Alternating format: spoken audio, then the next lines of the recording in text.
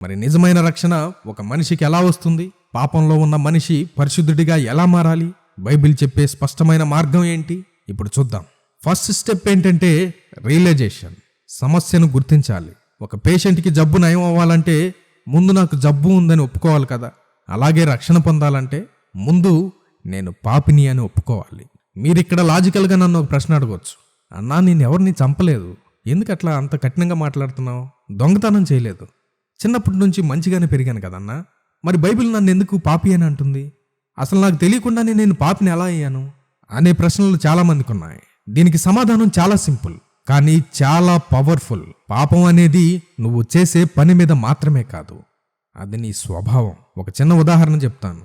ఒక పాము పిల్లకు కాటు వేయడం, విషం చెమ్మడం ఎవరైనా ట్యూషన్ పెట్టి నేర్పిస్తారా? లేదుగా. అది పుట్టడమే విషపు స్వభావంతో పుట్టింది. అది పెద్దయ్యాక ఖచ్చితంగా కాటేస్తుంది. అలాగే మనిషి కూడా పాపపు స్వభావంతోనే పుట్టాడు. ఇది ఎక్కడి నుండి వచ్చింది? దీన్నే మనం జన్మ పాపం అంటాం, ఒరిజినల్ సిన్.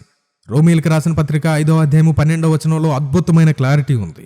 ఇట్లుండగా ఒక మనుష్యుని ద్వారా పాపము ద్వారా మరణమును లోకములో ఎలాగు ప్రవేశించెనో అలాగుననే మనుషులందరూ పాపము చేసినందున మరణము అందరికీ సంప్రాప్తమాయెను. సింపుల్గా అర్థం కావడం కోసం ఇలా చెప్తున్నాను. ఆదాము మనందరికీ తండ్రి. ఆయన దేవుని ఆజ్ఞ మీరినప్పుడు ఆయన రక్తం కలుషితమైపోయింది. పాపం అనే వైరస్ ఆయనలోకి వచ్చింది. ఒక నీళ్ల ట్యాంకర్లో విషం కలిపితే ఆ ట్యాంక్ నుండి వచ్చే ప్రతి పైపులో విషమే వస్తుంది కదా. అలాగే ఆదాము నుండి పుట్టిన మనందరిలో ఆ పాపపు వైరస్ ఉంది.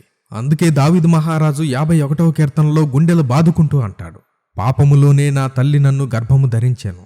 Behold, I was shapen in iniquity and in sin did my mother conceive me. గమనించండి, ఒక చిన్న పిల్లాడికి అబద్ధం ఆడడం ఎవరూ నేర్పించనక్కర్లేదు, వాడు ఆటోమేటిక్గా నేర్చుకుంటాడు. కానీ నిజం చెప్పడం మనమే నేర్పించాలి. ఎందుకంటే చెడు మన రక్తంలోనే ఉంది, మంచి మనం కష్టపడి నేర్చుకోవాలి.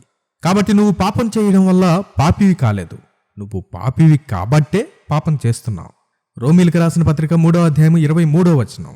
ఏ భేదమునూ లేదు, అందరూ పాపము చేసి దేవుడు అనుగ్రహించు మహిమను పొందలేకపోవచ్చున్నారు. నువ్వు ఎంత మంచివాడివైనా నువ్వు అబద్ధం ఆడి ఉంటావు, కోప్పడి ఉంటావు, చెడు ఆలోచన చేసుంటావు.